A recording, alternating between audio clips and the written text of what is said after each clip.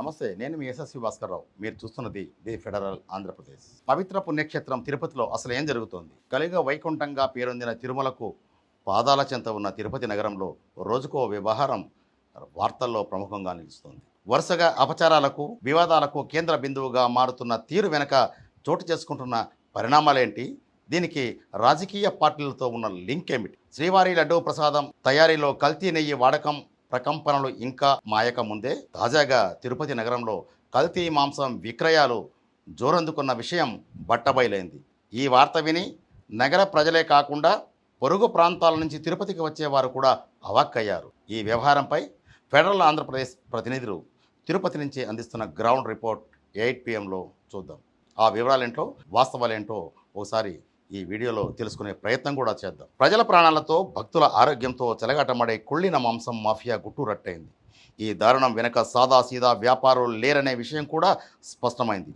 అధికారులు అధికారికంగా ప్రకటించకపోయినప్పటికీ ప్రతిపక్ష నాయకులకు సంబంధించి వారి అనుచరులు కీలకంగా ఈ వ్యాపారాన్ని సాగిస్తున్నారనే విషయం కూడా తేటతెల్లమైంది. పొరుగు రాష్ట్రాల నుంచి నిర్భీతిగా చెక్పోస్టు దాటించి కంటైనర్లలో తీసుకువస్తున్న మేక తలలు, మాంసం, మేక కాళ్ళు, ఇతరత్ర విడి భాగాలను తీసుకువచ్చి చిన్న హోటల్ నుంచి పెద్ద హోటళ్ల వరకు సరఫరా చేస్తున్నారనే విషయం ఇక్కడ వెలుగు చూసిన విషయం తెలుసుకొని నగర ప్రజలు తీవ్ర దిగ్భ్రాంతికి గురయ్యారు. అధికారులు కూడా అవాక్కయ్యారు.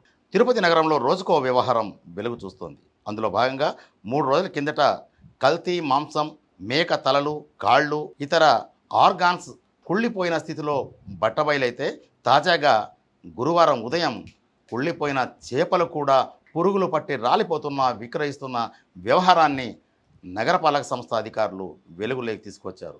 2 షాపులను ఈ సందర్భంగా సీజ్ చేశారు.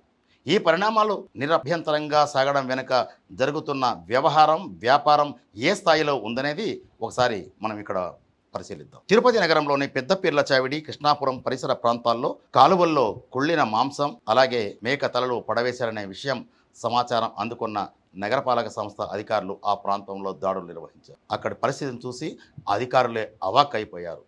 ఫ్రీజర్లలో పేరుకుపోయిన మేక తలలు, కాళ్ళు, ఇతర ఆర్గాన్స్ అన్నీ కుళ్ళిపోయిన స్థితిలో ఉండి చూసి తీవ్ర ఆవేదనకు గురయ్యారు. అదే సందర్భంలో వ్యాపారులను కూడా ఘాటుగా హెచ్చరికలు చేశారు. వాస్తవానికి తిరుపతి నగరంలో 230కి పైగానే ఈ మాంసం విక్రయించే దుకాణాలు ఉంటే దీనికి సంబంధించి నగరపాలక సంస్థ స్లాటర్ హౌస్ నిర్వహిస్తుంది. ఇక్కడ మేక లేదా గొర్రెలు, పొట్టేళ్లు వాటి ఆరోగ్య స్థితిని పరిశీలించిన తర్వాత వెటర్నరీ డాక్టర్లు నిర్ధారిస్తే అక్కడ వాటిని వధించి ఆ మాంసాన్ని స్టాంపు వేయించుకొని తీసుకొని వెళ్ళడం అనేది మాంసం వ్యాపారంలో పాటించాల్సిన నిబంధనలు.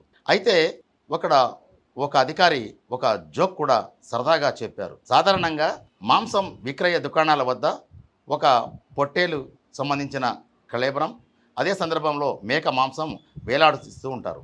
పక్కనే 2 తలలు ఉండాలి, లేదంటే 8 కాళ్ళు ఉండాలి. కానీ అక్కడ ఉండేది 2 జంతువులకు సంబంధించిన మాంసం ఉంటే 4 తలలు, 10 తలలు ఎలా వస్తున్నాయి, 20 కాళ్ళు, 30 కాళ్ళు ఎలా వస్తున్నాయనే సామాజిక స్పృహ కూడా లేకుండా జనం ఎగబడి కొనడం, దీనిని సొమ్ము చేసుకోవడానికి వ్యాపారులు అక్రమ దందాకు తెరతీసినట్లు ఇక్కడ అధికారులే అభిప్రాయపడుతున్నారు. ఇది సాధారణంగా సూక్ష్మంగా పరిశీలించకున్నా, సాధారణంగా చూసినా అర్థమయ్యే పరిస్థితి. ఈ విషయాన్ని పక్కన ఉంచితే తిరుపతి నగరంలోని పెద్దపీర్ల చావిడి, కృష్ణాపురం పరిసర ప్రాంతాల్లో దుకాణాలు, అలాగే ఇళ్లలో ఫ్రీజర్లలో మాంసం నిల్వ ఉంచారు. ఆ మాంసం కుళ్ళిపోవడం వల్ల ఆ దుర్వాసన భరించలేకున్నామనే సమాచారం అందుకున్న అధికారులు ఒక్కసారిగా ఆ ప్రాంతంలో ఆకస్మిక తనిఖీలు నిర్వహించి దాడులు చేశారు. అక్కడి పరిస్థితిని చూసి అధికారులే దిమ్మెరపోయారు. ఫ్రీజర్లలో నిల్వ ఉంచిన మేక తలలు, కాళ్ళు గడ్డగట్టుకుపోయి దుర్వాసన మెదలుతున్న పరిస్థితిలో కనిపించాయి. ఇనుప చువ్వలు గట్టిగా లోపలికి దిగని పరిస్థితిలో అవి గడ్డగట్టుకుపోయాయని కూడా ఇక్కడ అధికారులు చెప్పారు. ఇదిలా ఉంటే ఈ ప్రదేశంలోనే టన్నుల కొద్దీ కుళ్ళిపోయిన మాంసం, మేక తలలు, కాళ్ళు బయటపడ్డాయని, వీటికి కెమికల్స్ చల్లి చెడిపోకుండా కాపాడడానికి వ్యాపారులు అనేక వక్ర మార్గాలు అనుసరించారనే విషయం కూడా తెల్లమైంది. ఈ ఘోరమైన దందాకు సంబంధించిన మేక తలలు, కాళ్ళు, ఇతర వ్యర్థాలను చెన్నై, బెంగళూరు, హైదరాబాద్ వంటి మెట్రో నగరాల నుంచి అతి తక్కువ ధరకు సేకరిస్తున్నారనే విషయం కూడా అధికారులు అనధికారికంగా చెబుతున్నారు. ఫ్రెష్గా అవైలబుల్ అయ్యే స్టాక్ని తీసుకొని వచ్చి ప్రజలకి సర్వ్ చేయాల్సిన మటన్ మార్కెట్లో మనకి చెన్నై నుంచి, తమిళనాడు నుంచి, వేరే ఇతర రాష్ట్రాల నుంచి కూడా టన్నుల సంఖ్యలో వీళ్ళు తీసుకువచ్చి దాన్ని నెలలు స్టోర్ చేసి కులిపోయిన పరిస్థితిలో ఇక్కడ మనకి స్టోరేజ్ కంపార్ట్మెంట్లో స్టోర్ చేయడం జరిగింది. సో వీటన్నిటిని కూడా మనం మున్సిపల్ కార్పొరేషన్ చట్టం 541, 42, 43, 44, 45, 46 కింద మనం వీళ్ళ మీదకి నోటీసులు ఇష్యూ చేసి భారీ పెనాల్టీ వేయడం జరిగింది. అండ్ ఆ స్టాక్ను కూడా మనం సీజ్ చేసి మన డంపింగ్ యార్డ్కి పంపిస్తూ ఉన్నాము, వాటిని శానిటైజేషన్ చేసి. సో భవిష్యత్తులో ఇలాగే వీళ్ళు వినకుండా రిపీట్ చేస్తే మాత్రం ఖచ్చితంగా ఈ ట్రేడ్ లైసెన్సులు రద్దు చేసే విధంగా కూడా మున్సిపల్ కార్పొరేషన్ నగరపాలక సంస్థని చర్యలు తీసుకోవడం జరుగుతుంది. వాస్తవానికి అటు తమిళనాడు రాష్ట్రం చెన్నై నగరానికి, ఇటు బెంగళూరుకు సరిహద్దులోనే దగ్గరలోనే తిరుపతి నగరం, చిత్తూరు జిల్లా ఉంటుంది. ఈ రాష్ట్రాల కేంద్రాల నుంచి కంటైనర్లలో నిర్భీతిగా ఈ మాంసం అలాగే తలలు, మేక కాళ్ళు తరలిస్తున్న చెక్పోస్ట్ వద్ద కూడా తనిఖీలు లేవనే విషయం ఇక్కడ చాలా స్పష్టమైపోయింది. అలా తెచ్చిన వ్యర్థాలను రోజులు, వారాల తరబడి ఫ్రీజర్లలో నిల్వ ఉంచి అవి తాజాగా కనిపించేలా ప్రమాదకరమైన కెమికల్స్, రసాయనాలు వాడుతున్నారని కూడా చెబుతున్నారు. ఆ తర్వాత తిరుపతిలోని స్థానిక హోటళ్లు, బిర్యానీ పాయింట్లు, టిఫిన్ సెంటర్లకు తక్కువ రేట్లకు సరఫరా చేస్తున్నట్లు కూడా అధికారులు సందేహిస్తున్నారు. దీనిపై అధికారులు ఏమంటున్నారంటే, అందులో ప్రధానంగా తిరుపతి నగరపాలక సంస్థ హెల్త్ ఆఫీసర్ డాక్టర్ యువ అన్వేష్ రెడ్డి సారథ్యంలో జరిగిన తనిఖీల్లో ఈ వ్యవహారం అంతా బట్టబయలైంది. ఆయన మాటలోనే చెప్పాలంటే, నగర ప్రజలు, భక్తుల ఆరోగ్యాన్ని హాని కలిగించేలా తీవ్ర దుర్వాసన వస్తూ కుళ్ళిపోయిన మాంసాన్ని స్వాధీనం చేసుకున్నాం, దీనిపై కఠిన చర్యలు ఉంటాయని కూడా ఆయన హెచ్చరికలు జారీ చేశారు.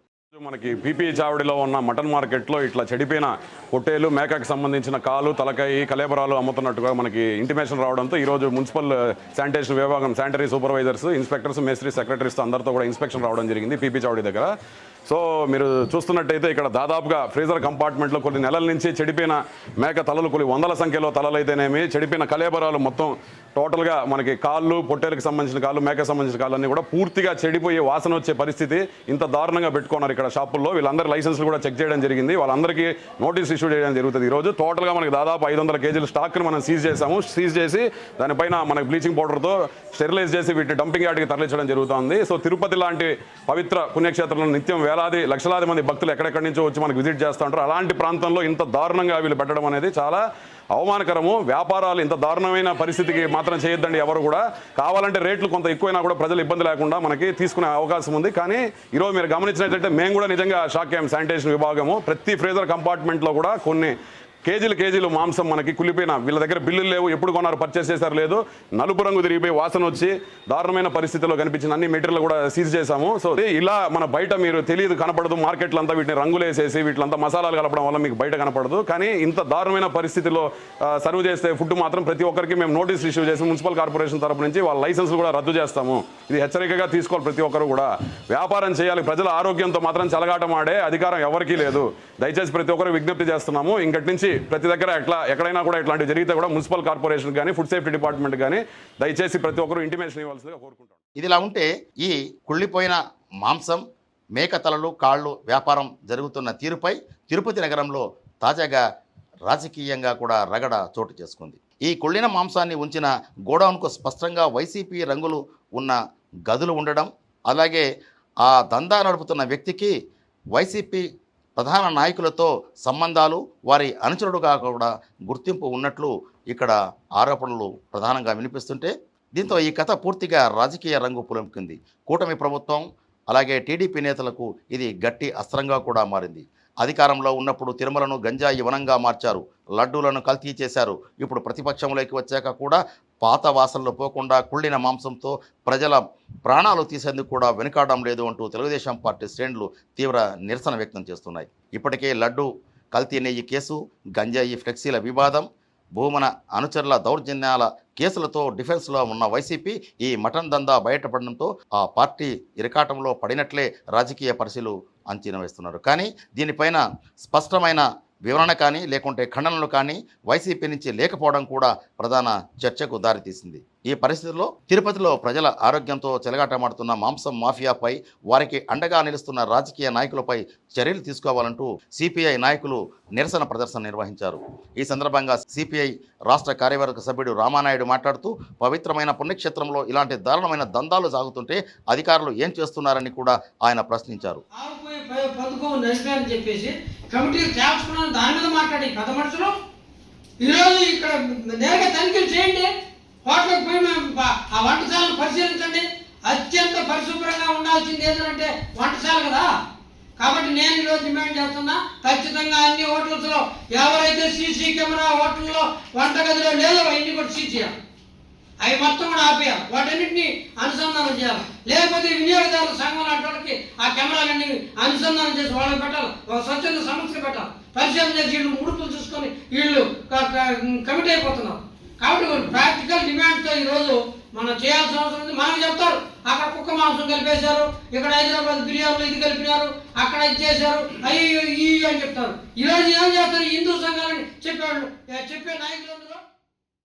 వైసీపీ రంగులున్న గోడౌన్లలో కుళ్ళిన మాంసం నిల్వలు దొరకడం వెనుక ఉన్న పెద్ద తలకాయల గుట్టు విప్పాలని, నిందితులను కఠినంగా శిక్షించకపోతే ఉద్యమాన్ని ఉధృతం చేస్తామని సిపిఐ రాష్ట్ర కార్యవర్గ సభ్యుడు రామానాయుడు హెచ్చరిక జారీ చేశారు. ఇలా ఉంటే తిరుపతి నగరంలో వాస్తవానికి నగరపాలక సంస్థ అనుమతించిన 237 మటన్, చికెన్ స్టాల్స్తో పాటు స్థానిక హోటళ్లు, రెస్టారెంట్లు, రోడ్ సైడ్ సూప్ స్టాళ్లపై కూడా నిరంతరంగా నిఘా ఉంచుతామని, కేవలం గుర్తింపు పొందిన మున్సిపల్ స్లాటర్ హౌస్, కసాయిఖానా నుంచి ధృవీకరించిన తాజా మాంసాన్ని మాత్రమే విక్రయించాలని హెల్త్ ఆఫీసర్ అన్వేష్ రెడ్డి హెచ్చరించారు. ఆయన ఏమంటున్నారో ఆయన మాటల్లో ఒకసారి వినండి. ఈరోజు మున్సిపల్ కమిషనర్ గారి ఆదేశాల మేరకు గడిచిన వారంగా మొత్తం తిరుపతి అంతా కూడా sudden inspections, surprise inspections conduct చేయడం జరుగుతుంది శానిటేషన్ విభాగంతో. సో దాంట్లో భాగంగా ఈరోజు veterinary officer, sanitary supervisor, sanitary inspectors, మేస్త్రీస్, సెక్రటరీస్తో కలిసి లీలామాల్ సర్కిల్లో ఉన్న ఫిష్ మార్కెట్ని తనిఖీ చేయడం జరిగింది. సో బేసిక్గా ఫిష్ మార్కెట్ మీద ఎక్కువ మనకి కంప్లైంట్ రావడం జరుగుతుంది. గతంలో కూడా పేపర్లో అట్లంతా కూడా లోకల్ రెసిడెంట్స్ కంప్లైంట్ చేస్తారు, విపరీతమైన దుర్వాసన వస్తుంది ఆ సరౌండింగ్స్ అంతా అని చెప్పేసి. ఆ థర్మాకోల్ బాక్స్లంతా రోడ్లో పెట్టడము, ట్రాఫిక్ అబ్జెక్ట్ చేయడం ఒకటి, తర్వాత వేస్ట్ తీసుకొచ్చి అక్కడే డ్రైన్స్లో కలిపేసి చుట్టుపక్కలంతా దారుణమైన దుర్వాసన రావడము, ఆ డ్రైనేజ్ బ్లాక్ అయిపోవడం, దాంట్లో ఈ దోమలు, ఈగలు ఇవన్నీ కూడా ఉండడం అనేది అబ్జర్వ్ చేశాము. సో అంతకుముందు కూడా ఒకసారి వీళ్ళకి మనం ఇంటిమేషన్ ఇవ్వడం జరిగింది.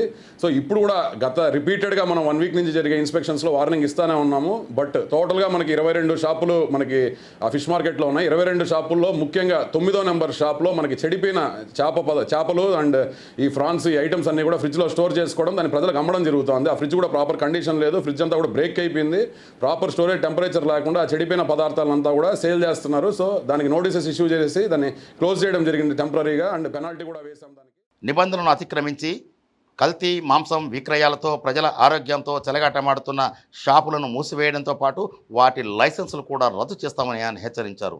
అంతేకాకుండా మాంసం దుకాణాలతో పాటు గురువారం ఉదయం పట్టుబడిన చేపల దుకాణంలో 9-10 షాపుల లైసెన్స్ రద్దు చేసి వారికి భారీగా పెనాల్టీ కూడా విధిస్తున్నట్లు వైద్య అధికారి యువ అన్వేష్ రెడ్డి స్పష్టం చేశారు.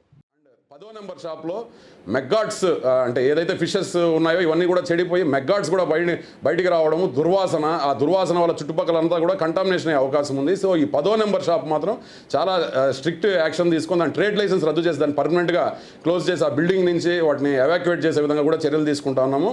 సో మిగతా 22 షాపుల్లో ఈ 2 తప్ప మిగతావన్నీ కూడా కొంచెం ప్రాపర్గా నీట్గానే మెయింటైన్ చేయడం జరిగింది. సో వాళ్ళందరికీ కూడా కొంత అవేర్నెస్ ఇచ్చాము. 2-3 షాపుల్లో ఈ అపోలో ఫిష్ లేబుల్స్ లేకుండా, పర్చేస్ డేట్ లేకుండా అమ్ముతున్నారు, వాళ్ళకు కూడా అవేర్నెస్ కల్పించాము. అసోసియేషన్ వాళ్ళు కూడా, ఫిష్ మార్కెట్ అసోసియేషన్ వాళ్ళు కూడా సహకరించారు ఇన్స్పెక్షన్కి. సో ఈ 2 షాపులు ఏవైతే గుర్తించారో వీళ్ళ మీద మాత్రం స్ట్రిక్ట్ యాక్షన్ తీసుకొని 10వ నెంబర్ షాప్ మాత్రం ఇమీడియట్గా క్లోజ్ చేయమని శానిటరీ సూపర్వైజర్ కూడా ఆదేశాలు ఇవ్వడం జరిగింది. సో ఈ ఐడెంటిఫై అయిన షాప్స్ మీద మున్సిపల్ కార్పొరేషన్ చట్టం ప్రకారం 492 నుంచి 498 దాకా ఇన్సానిటరీ ప్రిమిసెస్, 521, 541 నుంచి 546 దాకా అంటే disposal of perishable items and material seize చేసే విధంగా, అండ్ 622 ట్రేడ్ లైసెన్స్లు క్యాన్సిల్ చేసే విధంగా కూడా వీళ్ళ మీద చర్యలు తీసుకోవడం జరుగుతుంది.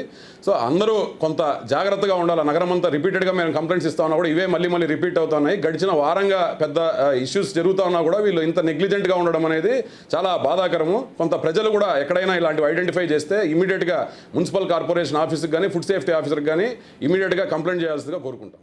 ఇదిలా ఉంటే పొరుగు రాష్ట్రాల నుంచి అంటే చెన్నై, బెంగళూరు, మహారాష్ట్ర, హైదరాబాద్ నుంచి నిరాటంకంగా కుళ్ళిన మాంసం, అలాగే మేక తలలు, కాళ్ళు, ఇతర ఆర్గాన్స్ను కంటైనర్లలో సరఫరా చేస్తుంటే చెక్పోస్ట్లో ఏం చేస్తున్నారనేది కూడా ప్రశ్నార్థకంగా మారింది. ఇదే సందర్భంలో ఇన్వాయిస్ లేకపోవడం, వ్యాపారుల వద్ద బిల్లులు కూడా లేకపోవడం అనేది ఈ అక్రమ దందా సాగుతున్న తీరును ఇక్కడ అధికారులే బట్టబయలు చేశారు. ప్రస్తుతం తిరుపతి నగరంలో హోటళ్లలో, ప్రధానంగా చిన్న హోటలే కాకుండా ప్రధాన హోటళ్లలో కూడా మాంసం ప్రియులు ఆ వంటకాలను తినడానికి కూడా సంకోచించే పరిస్థితి ఏర్పడింది.